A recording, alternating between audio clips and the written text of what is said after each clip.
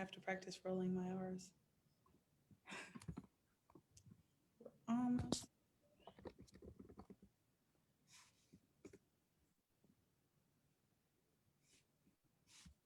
All right, here we are. Good evening, everyone. All of the listeners of Girl Talk University, all of the people out there in the beautiful Houston, Texas, and around the world. This is Staci here. We are having episode 18 of Girl Talk University, our Meet the Candidate session 3 with Miss Cornelio. And Natalia, why don't you take it right away? How's your Sunday been going so far? It's been great. It's been busy. Started off with a podcast, went to a few Get Out the Vote events, and ending here, getting to talk Yeah, with you and all of your listeners. I feel so honored that you're ending your day with me. Thank you. Me too. Uh, Time is winding down. It's October 18th, so you have a few short weeks before the big day. How are you feeling? Ready. Good, good, good. Yeah. What makes you like the most ready about this or the most excited about this time? I think we need this change so badly. All of it from the top to the bottom. I'm running in a more local race, right? A state race that affects all of Harris County, but I need everybody to win that I voted for. No, yeah. So I can just give you a little backstory. I know one of my uh, employees reached out to you to come on the show, but I just like to tell all the viewers why we felt so passionate as the staff of Girl Talk University to do this. Myself included, there are a lot of people that just don't understand voting. Number one, I mean, they know it's a thing that we should do, but they just don't get it, right? And then a lot of the people don't understand local seats and local races and why they're so important. Yeah. Um, for a long time, I knew what the judge role was, but it just seemed like something I saw on TV. I didn't realize how a judge's personality or demeanor or their, I won't say biases, but how they grew up changes their perception, and their perceptions impact how they rule, and I'll let you talk more about that. But that's why we felt so passionate to bring the actual people running to the podcast so you can talk to the constituents and our listeners. What made you run for judge? Ooh, I love that background. I mean, I want to say yes, like your question was my answer. I've been a lawyer for 14 years. I got into the law to bridge a gap, the gap between the system and my community, right? There's no lawyers in my community, and yet the courts and the laws affected us. And What in the community state, is that, Natalia? so I'm from Chicago, I'm Mexican American. Awesome. Okay. And we're like working class, right? Mhm. Like my parents migrated, and my grandfather worked in a factory when my mom was a baby, and my other grandparents just kind of hustled for work, looking for opportunities and just trying to make the next generation have more opportunities than they had.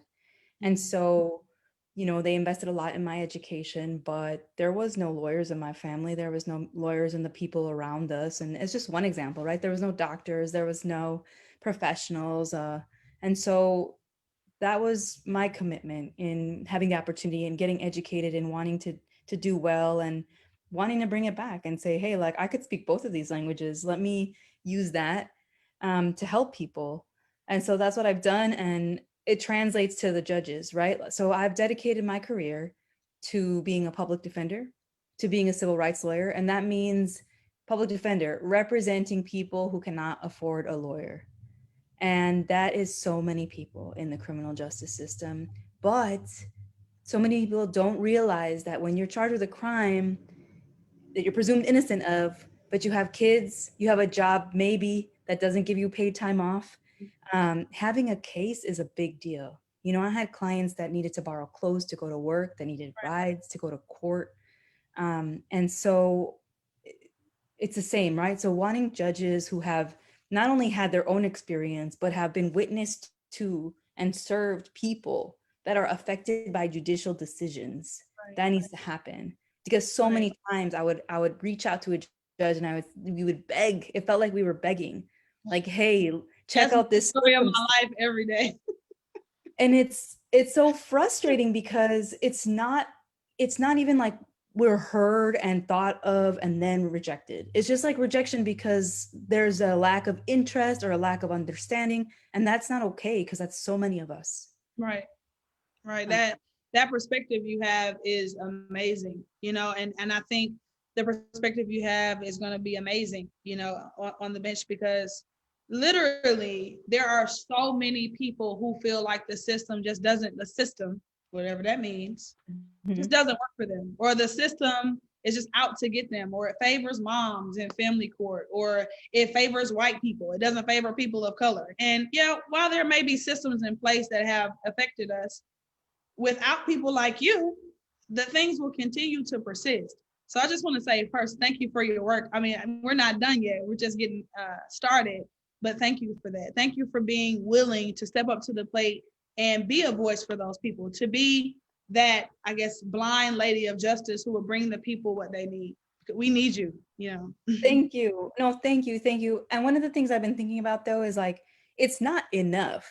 It's kind of complicated to campaign and ask people to vote because you're like, I'm not making promises I can't keep.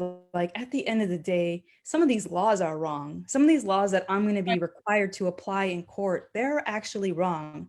Some of the ways we're spending our money is wrong. So the best I can do is offer the thousands of people who come before my court on a monthly basis the best justice that I could give, the best justice that they can expect in the framework of the system, and to be, as a leader, as an elected, as a politician, whatever weight that gives me, to use it to give a voice to the things that are actually outside of my lane a little bit and be like, my job would be easier if y'all invested more in pretrial programs, in mental health programs, in community based resources for folks to feel restored when an injustice happens to them. Why does it have to come here? Right, Maybe the survivor doesn't want prison. Maybe right. they want to feel whole with their own treatment and knowing that it won't happen again. And what can we offer? So for what it's worth, I feel like I've been, I've just been thinking about that a lot. And I believe in what I'm saying. And I also know that there's limits. And I know that people we're talking to that we're asking to vote, it's a long process to get to where we need to Yeah, be. it is. It is. I mean, I have so many questions for you. I know we only have a short time, but I feel that you're telling the truth. I feel that you mean it.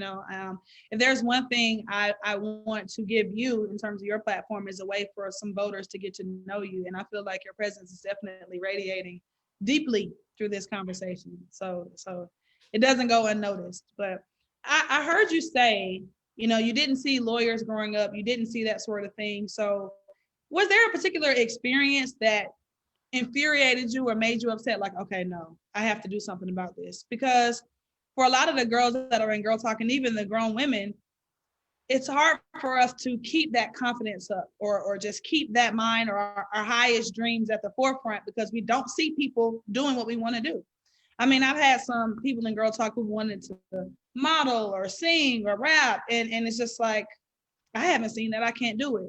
Or girls that want to be attorneys, which is a male dominated field, as you know, or be doctors, but they just haven't seen it. So, what was that experience like for you? Like, what was the icing on the cake to get you to go down this path? Well, my life was a little bit chaotic, right? Like my family's, I love them, but they're crazy. Yeah, Um, yeah, and so I found comfort in school, and my parents went out of their way to make sure I went to a good school. And I liked reading. It made me connect with human experience. And so I think I've always been someone personally who asked for help, who sought out mentors, who like kind of said, "Hey, like I want to do this thing." And then I just got people on board to believe in me, to mentor me, to open doors for me. So that's been really good. yeah. Um, and I encourage you to do that. Some of us are shy about that. I've been lucky and I was never shy about that, but people love helping people, even people Yeah, that it makes you feel good. Yeah. yeah, I mean, exactly. And so ask people for help, and you will be shocked by even if they don't actually help you, they'll say something that you can use and run with it. So to all of you who have been discouraged, thank you for persevering, and find people that have your back and that will open doors for you and that will give you information and knowledge that will let you go to where you want to go and you deserve to go. On the justice part, There was a few things that happened to me personally that made me lose confidence in the justice system, and I didn't understand them. I kind of saw it, right? Like my dad was arrested when I was a kid. It was completely BS. Like we were driving Right. through Texas in our car and he got pulled over for driving a stolen vehicle, and my mom had to like bail him out with two babies, right? So experiences like that where you see the justice system isn't just all the Right. time. I This mean, the is power. this is just supposed to protect us, but it's actually harming me. Yeah. And so I was born and raised in Chicago, and then in school I learned that um about police torture in Chicago. Like it's a famous story, and people were acquitted who were on death row for making false confessions after it was proven that they were tortured.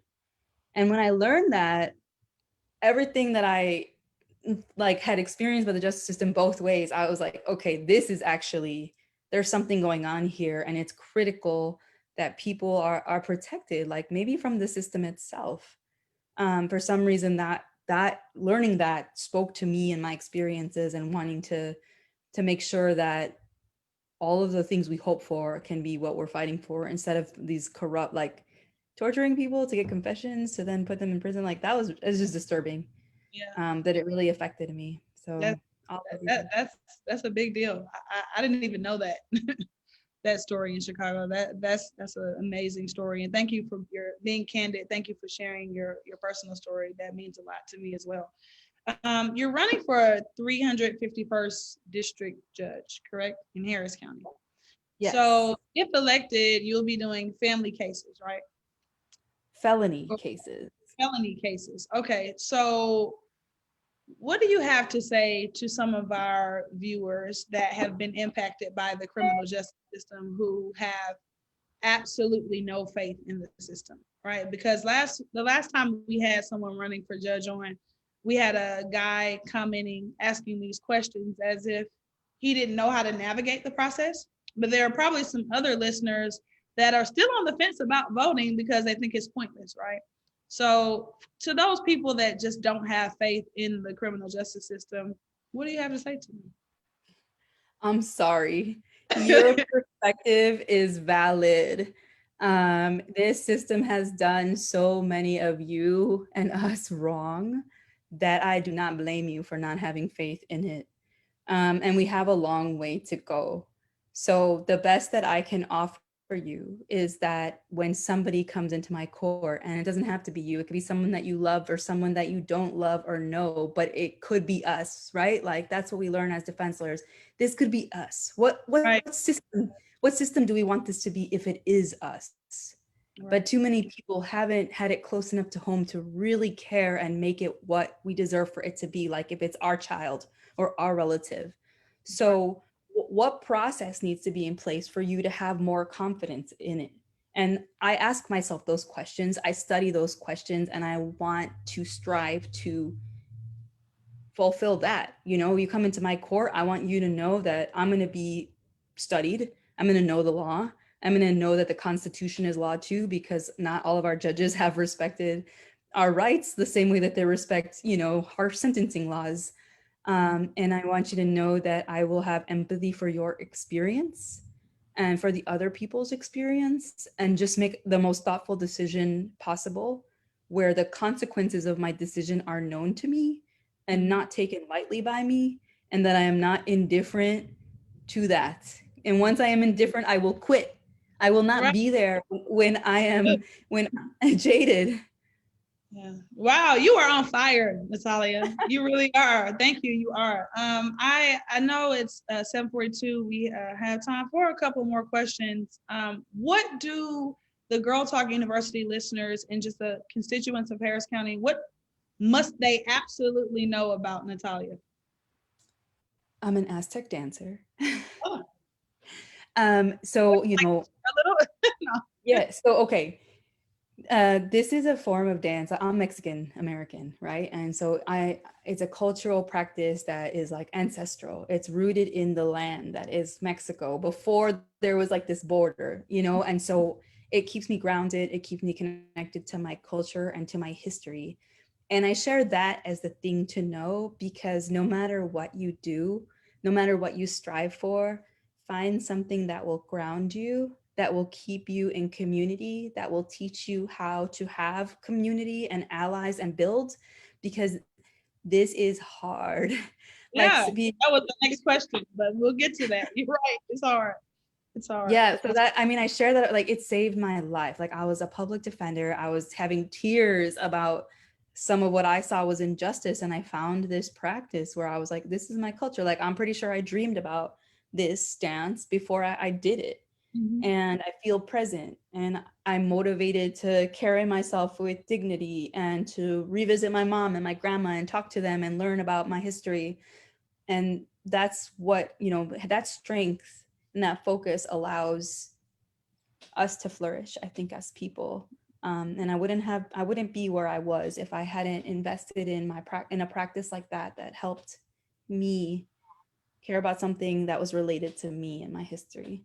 That's amazing. I know when I was studying for the bar exam, I just had this feeling to go to ancestry.com and like look up as many people as I could find. And it makes sense. That's probably why I felt that gut or that intuition just to figure out why am I so drawn to these things, because you need that. You need to be grounded in yourself and who you are. And the more you know about yourself, I think the better advocate you can be because you have a true understanding of self. That's good. That's good. I do have I love another the question. positive reinforcement. Like, yes, Yeah, I am a positive reinforcer. you're special. So, That's why the young ladies look up to you. oh, thank you. As I look up to you, Natalia, which Well, brings thank me to you. the next question. You know, and I'm just gonna be frank because you've been very open and honest and transparent.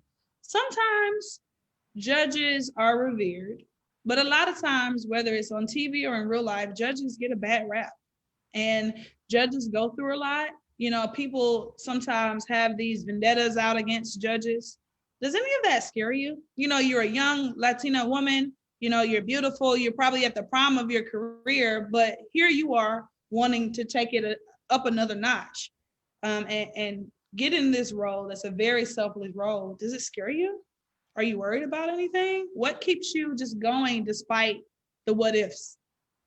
So I'm trying to prepare myself. I think in the same way that when you're a defender or a civil rights lawyer, you redefine what winning means, because it's not like you're going to trial and getting all these acquittals, because sometimes your people are guilty, and it's not because they're bad people, it's because so many things are crimes, and like they can get you if they want to get you.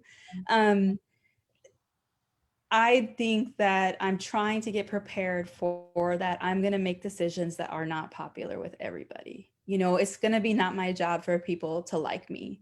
And so my only thing that I can expect of myself is to do the best that I can for as long as it's effective. And I know my goal, which is to make the system better, to work hard so that people have more confidence in the system or build some confidence in the system. And if I accomplish that for the people that go through my court for as long as I can, then that's the win, you Mhm. know? And so just to be really clear on my goals, but I'm sure there will be haters. Of course. And I believe in justice reform. So maybe somebody, something bad will happen with somebody out of my court. Or maybe I'll have to sign a death warrant. It's going to be hard. This justice system is brutal. Yeah. So I don't know that it's going to be for me forever. And I can just expect the best of myself and, you know, Yeah, but I mean, well, why not you? You know, I've truly never met anybody running for judge with this level of candor, with this level of sense of self, that's so down to earth. Why not you? We need you. like we truly do, because I feel like, and I know I keep saying this over and over again, but far too often do we have a lack of faith in the criminal justice system. But seeing you, and if you're elected, I can sleep well at night knowing that there's somebody who's out there for the little guy. and That's maybe the vibe that I get from you. Yeah. and maybe it'll inspire people, and then they'll run. Maybe they'll run against me because they'll be like, I could do this better than her. And I'll Yeah. be like, I guess my time But is up. elections are good that way. More people like us should run, right? And I have conversations with my friends all the time, and I'm like, you got to run for office. And I mean, yeah, maybe me too one day, but you got to run. Like we can't talk about what's going on. We have to be about it. So I like these ideas. You should. I appreciate. Well, yeah, I mean, once I get a better understanding of like the judicial process, I'm still in the learning phases of everything. But I think it's very humbling to have that much. I don't want to use the word power, but to have that much influence on someone's trajectory of their life. You know, we got a dismissal on a pretty contentious criminal case last week, and we were so happy. And I'm thinking, like, if we didn't get that, I mean, it could affect her jobs anytime she applies for something. I mean, it was a felony. So if it didn't get dismissed and she was found guilty, we know what happens to people when they have felonies on their record. And she was what? She's, I don't know, 24, 25, 26 years old with a child. So I don't know. I'm very humbled by meeting you and just knowing that there is somebody in going to be on the bench representing folks like that. Because Because you've been there when the judges just rejected it. Like yeah, you would be like, I have this dismissal, and they'd be like, denied. yeah, Or like a diversion, right? I mean, yeah, thank yeah. I congratulations. mean, thank you. Yeah, yeah. Thank you so much. I don't know. This work is very humbling work, and I think another goal of this podcast is to kind of teach girls or just teach people in general about the process, because I think, and this will be my last point, a lot of people just don't know how it works. So if you could just share a little bit about what you would be doing in your role if elected, that would be helpful. Maybe we can educate some folks. Yeah. So, I mean, one of the most important things about the criminal justice system is that any person that's suspected of a crime is presumed innocent until they're proven guilty. And everything kind of starts with that, and it ends up in the courts where you actually have a right to have a lawyer and a case proven against you if you're charged with a crime, where all the evidence has to show beyond doubt that you are guilty. And this is because being convicted of something or having your freedom taken away by being sentenced of something is has devastating consequences on somebody's life. You know, I'm sure we all know like the way that we live our lives, like any interruption that's unexpected is can be hard. And so imagine something like being arrested. So, you know, one of my jobs as a judge would be to preside over that process, over the trial. And if somebody decides to not go to trial, maybe plead guilty, like preside over that, make decisions before someone's trial about whether they have the right to be out on bond or not.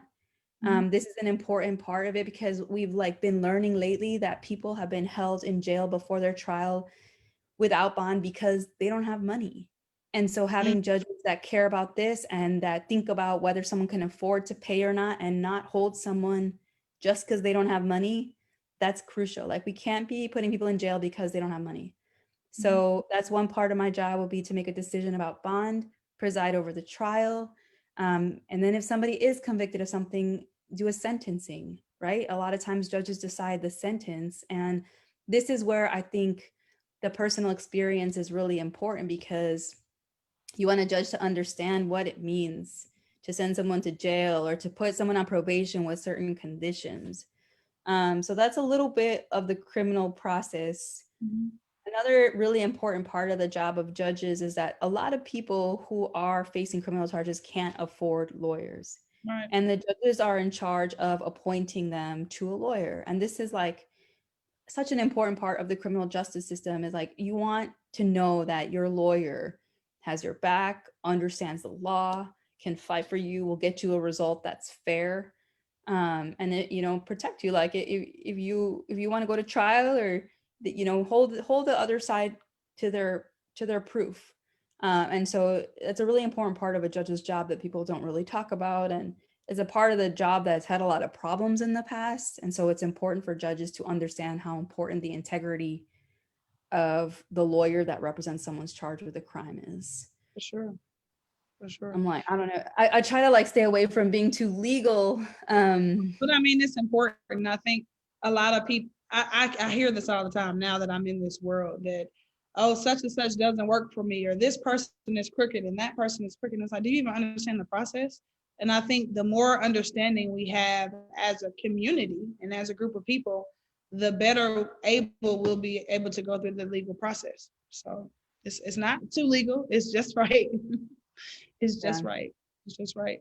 Are there any things that you can tell young girls who, may have had parents, arrested, or they're estranged from their parents because of the criminal justice system or because of their own actions, that maybe want to aspire to do something great one day? Like, is there anything that you wish you would have had, or any tools that you had when you were younger that you can tell them now? Yeah, I mean, I think it's a kind of a great question because it's back to the start, right? Like look around and see what are good spaces, you know? Is there a community center? Is there another relative? Is there a teacher at a school that cares about what you care about and can support you and give you some guidance in figuring out what you want to do or doing what you want to do? Um, and just know that you can do whatever you want. Just It's just a path to get there, but ask for help. You will get it. It will come. Put the intention out there. It will come. I like And that. I like that, putting the intention out there. We don't talk about that enough. yeah, Yeah. Did you write down your that I will be the judge in the 351st 33 times for 3 days? Did you I'm gonna need practice? to do that. I should do that, huh? You should get you a notebook specifically for it, because we want to see you in that seat. We really do. Because I thought that I was going to have lots of power being an attorney once I became licensed. And I realized that I don't. I realized how much I don't have it, So this is inspiring for me, because it's like, okay, it'll be a little bit better now. It'll be that much better now with her in office. So yeah, we need you.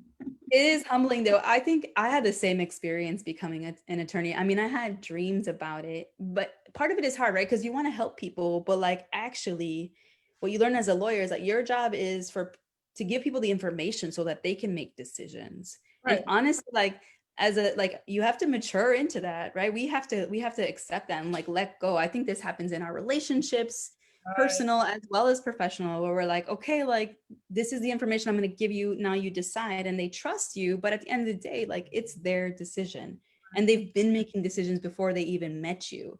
That's So good. we do all Good. have some limited power, and we can only do so much. And part of, I think, being successful is making peace with that and getting really good at that.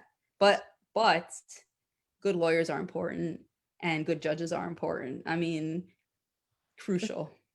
That's good. I think that was a great way to end, because not even for people that aren't even in the field of law, just like you said, dealing in relationships, whether they're family relationships, romantic relationships, knowing when to just pull back and let Yeah. people make decisions, and just not force things, to kind of just let things flow how they're flowing. It's hard. I mean, my husband and I still have fights where I'm like, "Are you sure you want to do that?" Us, and you didn't tell us you were married. Yeah, we just got married in the middle of this campaign, so he's like, "Why Really? did you pay attention to me?" Congratulations. Thank you. Wow, yeah. I think I'm going to check the comments on Facebook once we end in a couple of minutes, but I know for a fact that that resonated with somebody. Just learning not to force it, just to push back and let things flow. I know I needed to hear that, because I have a plea hearing tomorrow, and I'm like, I don't like what they offer, but you're right. I just have to tell the client and just let them make the decision, you know? Give people power to make decisions. So Yep.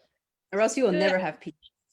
Yeah, you'll never have peace if you're always trying to force stuff, and you're always trying to control things, and you don't let the universe do its thing. You won't have And peace. You're right. then like we have these beautiful interactions sometimes, right? Where the grace of somebody else, it teaches us to like I had a really stressful situation once where I was advocating for a client. He had gotten really sick in jail, so I was like obviously time served, right? It was a sentencing hearing.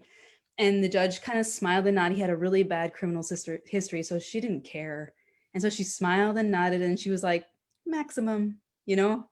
And I was devastated. Like I was like, you don't care that he's sick? And he was smiling at me though. And all of my lawyer friends around me who were watching that hearing were like, you're a client. Look at him. Go talk to him. And so I looked at him and I was like, I'm so sorry. And he's like, that was awesome. And I was like, what? And he was like, you fought for me. And that was Mm, mm. That's like good. how we carry ourselves, you know? We don't have to Mm, take a personal stake in it. Just know that it matters and put ourselves out there and it will help people. Just being us. mm-hmm. Oh, just me and you is enough. That was You got good. this. So, okay, this is a personal plug. We're gonna have to go out for lunch or something after you win, on behalf of Girl Talk University, because you're going to win this seat. We're gonna put it in the atmosphere. You're Oh yeah. amazing. We love you here at Girl Talk You. We have some staff members in the back, that are also listening. So, thank you so much, Ms. Cornelio, for this. This is fantastic. I wish you much success. I can't wait to read the comments on social media because I know they're blowing up because you have been amazing. Keep walking in your truth. Keep walking in your power. It's infectious and it's wonderful. You So too, girl. You keep doing this. Like, thank you. We do this for the youth, right? Like, what good is it if we don't pass it on? We can't be badass and then exactly why we have Girl Talk. I hear so many people talking bad about our youngsters, and I'm like, what are you doing to fix it? So yeah. exactly. But thank you so much. It's been a pleasure. I want you to get some sleep and go give that husband his quality time now. And we will talk to you when you become judge in a few weeks. Okay. I can't wait to have lunch with y'all. All right. Thank you. Thank you so much. Bye bye. Bye.